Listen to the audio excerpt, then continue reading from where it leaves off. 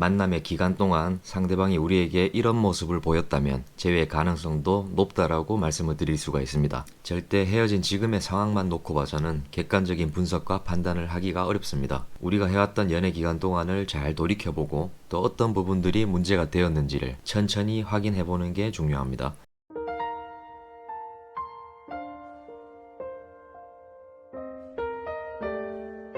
안녕하세요, 체리씨입니다. 이번 영상에서도 여러분들이 상담을 반드시 받지 않으시더라도 스스로 재회 가능성을 확인하고 분석하는 데 도움이 될 만한 내용을 말씀드리려고 합니다. 앞서 올린 영상 중에서 재회 가능성을 분석하는 데 연애의 시작과 초기 단계를 중요하게 확인을 한다라고 말씀을 드렸습니다. 그 다음 중요하게 확인을 하셔야 될 부분이 만남의 기간 동안 상대방이 우리에게 이런 모습을 보였다면 재회 가능성도 높다라고 말씀을 드릴 수가 있습니다. 첫 번째, 만나는 동안 질투를 많이 했었는지 확인을 해보셔야 됩니다. 질투를 많이 했었다라는 점은 상대적으로 우리의 가치가 많이 높았었기 때문에 상대방이 불안한 마음에서 나오는 행동들이라고 볼 수 있습니다. 가치가 낮게 느껴지는 사람에게는 질투조차 하지 않게 되는 게 당연합니다. 사람은 자신보다 가치가 높거나 적어도 비슷한 사람에게 매력을 느끼고 연애를 시작하게 되어 있습니다. 그래서 이런 질투나 집착의 모습을 보이는 것 역시 조금 더 우리에게 좋은 신뢰감 있는 모습을 이끌어내기 위해서 본능적으로 했던 행동이라고 생각하시면 됩니다.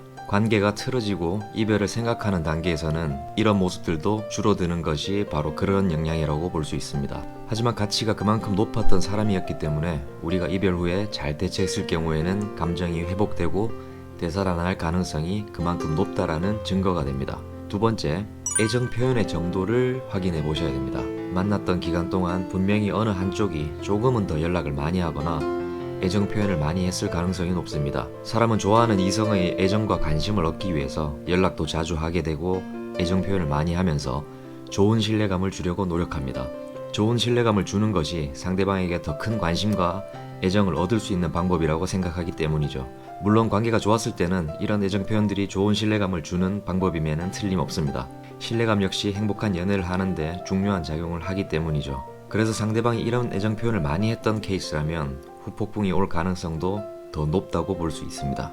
많은 분들이 헤어지고 난 후에 상대방의 가치가 극도로 높게 느껴지게 되면 매달리게 되고 사과하고 붙잡고 설득시키려 하게 되고 그리고 장문의 편지를 쓰는 모습과 같은 어떻게든 상대방에게 다 맞춰가겠다라는 행동을 보이게 됩니다. 이런 행동 역시 좋은 신뢰감만 주려 하는 심리에서 나오는 것이라고 보시면 이해가 조금 빠르실 것 같습니다. 절대 헤어진 지금의 상황만 놓고 봐서는 객관적인 분석과 판단을 하기가 어렵습니다. 우리가 해왔던 연애 기간 동안을 잘 돌이켜보고 또 어떤 부분들이 문제가 되었는지를 천천히 확인해보는 게 중요합니다. 매달림 역시 어떻게 생각해본다면 헤어진 지금도 상대방을 이해하고 배려하기보다는 우리의 힘든 마음을 빨리 해결하고자 하는 본인의 이기심에서 나오는 건 아닌지 생각을 해봐야 된다는 거죠. 지금 당장 어떤 행동을 하지 않는다고 해서 상황이 악화되진 않습니다. 중요한 건 우리가 상대방과 행복한 연애를 했던 그 순간 우리의 모습을 되찾고 안정을 찾는 것이 우선이 되어야 합니다. 오늘 말씀드린 두 가지 모두 비슷한 맥락이긴 하지만 실제로 상담을 진행하다 보면 이 부분들이 상대방에게 우리의 가치를 확인할 수 있는 중요한 요소가 됩니다.